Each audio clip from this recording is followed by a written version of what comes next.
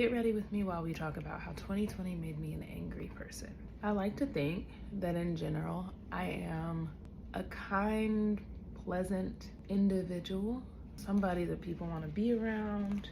Last year though, I noticed that I was just so angry and I couldn't figure out why. 2020, I could blame my frustrations on being in a global pandemic. 2021, I could blame it on the aftermath. 2022, I could blame it on being frustrated about the ignorance of people. 2023, I didn't have an excuse. I was just mad. I don't even know that these are cousins today. They're like distant cousins. In 2023, it felt like just like deep-seated anger, rage coming from my bones. And I didn't know what to do with that. I just kind of like sat in it. And if I'm honest, it didn't feel like it had that much effect on me until stuff would start coming out my mouth in public, or even with my husband, that he would look at me and be like, babe, are you okay? And of course, I'm like, well, that's the way I feel, so you can't silence my opinions. It's just an opinion. But I would say some stuff that was like really crazy. It was like frustration was radiating from me, and it was never just one thing. I would be frustrated at the political climate. The next moment, I'd be frustrated at why my coffee doesn't taste right. And all of a sudden, I'm frustrated at my job for not having more Black people and the systemic injustice of all of that. And then I'm just rolling my eyes at everything that's happening. Somehow in the middle of all of that, frustration about injustice became frustration at the whole wide world. And I was just huffing and puffing and walking around angry. That anger then manifested in like other ways. It became less about the actual things I was angry about, and more about just being mad. I'm not saying that the things that I was genuinely upset about were not justifiable. I think it's good to be upset about injustice and be aware of said things.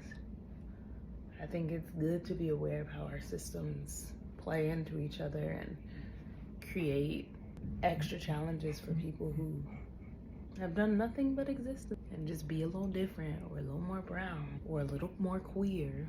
Being upset about that and being aware of that, that's not the issue.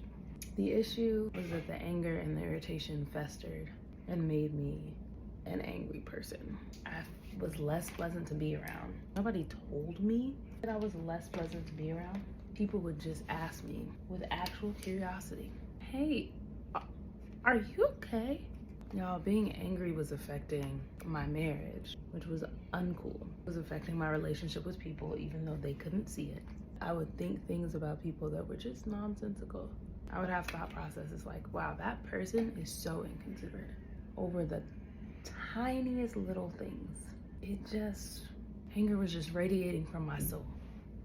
And one passage that I was looking at when I couldn't, I guess, fight feeling the way I was feeling was the scripture that tells us, out of the abundance of the heart, the mouth speaks.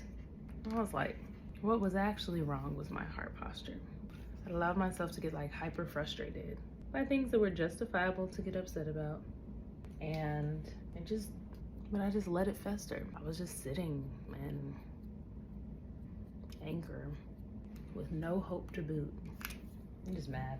Now I'm at a different place. At least I'm learning to hold joy and frustration, to hold the tension of like, this world is really effed up and what a wonderful world.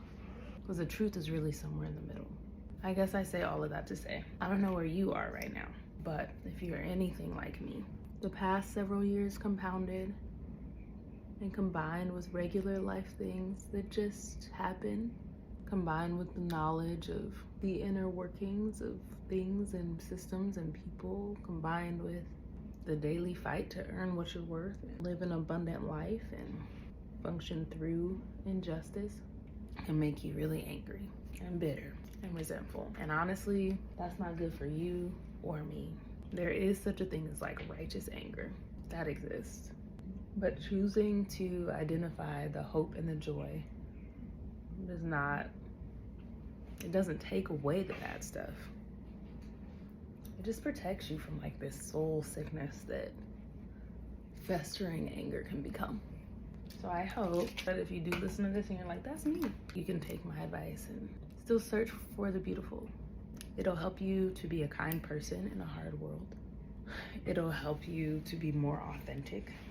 You learn that you don't have, you can hold and carry both. Oh wow, it really did just hide all the way down. It did. You get to hold the nuance. Anyway, thanks for getting ready with me. Don't know if my face is matching my neck today, but it's okay. We gotta go. Bye.